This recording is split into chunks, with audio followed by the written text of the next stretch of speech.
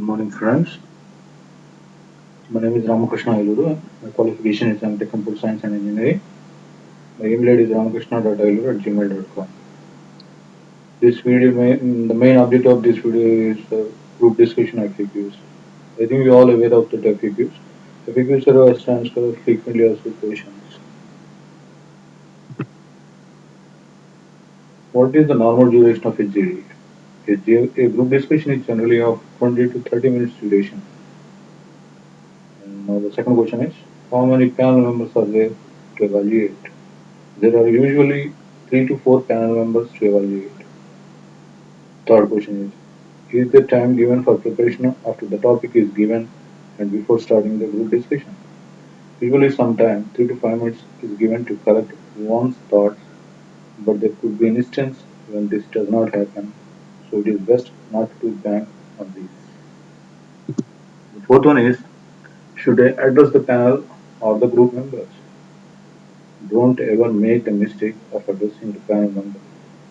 The group discussion is between you and the other members, not the panel members. You must avoid even looking at the panel members while the group discussion is just ignore their existence. The fifth one is, what is the seating arrangement like? The answer for this question is, could be semicircular or circular or seating alongside a rectangular table depending upon the venue. It is best not to bother about trivial issues like this, which you have not control over.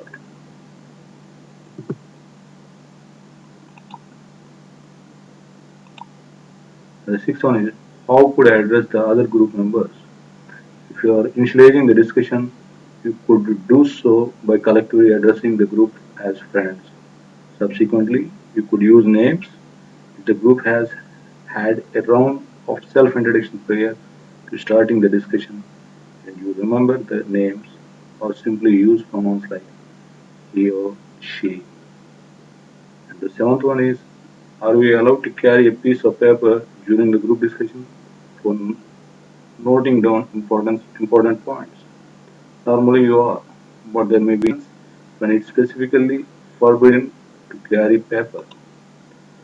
Eighth one is, suppose I have a lot to say on the topic. Should I say all of it? You could not be looked upon favorably if you kept speaking all the time and did not listen to anyone else. Contrary to the misconception, the person who talks the most is not necessarily the one who is judged the best.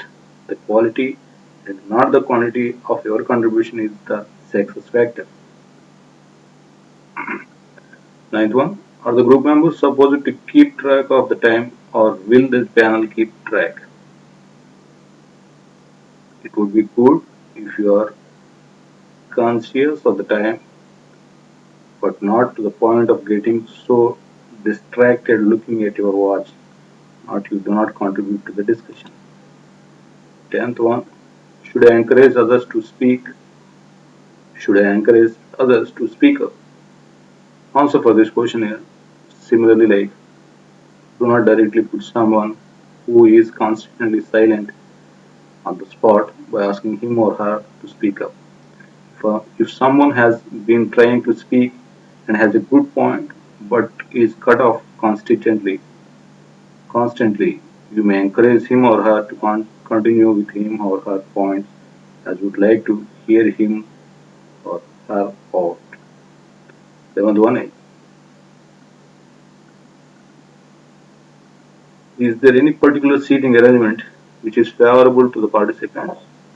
If participants are asked to sit in a circular or semicircular, one position is as good as another. But if you are asked to sit on either side of a rectangular table, then choose a position as close to the center as possible. 12th one. Should we begin the group discussion by appointing a leader amongst ourselves? No, you should not. Leadership in a group discussion is established implicitly through one's performance in a group discussion. 13th one. Should we distribute the total time available to all the participants to ensure that everybody gets a chance to speak. Since answer for this question is, since a group discussion is not a debate or elocution, the participants should not restore to the strategy or distributing time amongst themselves. 14th one. Can we take a definite stand in the group discussion and then later on during the group discussion switch over to another stand? Yes, provided you do it the right way. In a group discussion, it is quite likely that some other participant's counter argument convinces you to your point. If this happens, then it is best if you accept his argument and explain to the group how your previous argument was true within a narrow range and how the new argument is applicable to a broader range. Naturally, it is safer not to make any rash statements for or against a topic before you learn the facts of the argument. Blindly taking a stand will definitely lead you to trouble. This does not mean you should sit on the fence. You may participate actively by pointing out both sides of the issue in a reasonable and a logical manner. 15th one. If we do not understand the meaning of the topic, should we ask the moderator to explain it to us? No, you cannot. Instead of displaying your ignorance in this manner, it is better to wait for some other participant to explain the meaning of the topic. So listen to the discussion carefully for the first few minutes, and when you have figured out what the topic is about, start participating in the discussion. 16th question. Should we address the other participants by their names or their assigned numbers? As far as possible, you should try and avoid names or numbers. It is better to use pronouns such as he, she, you, etc. While referring to the members of the group. Thank you. Thank you, one and all.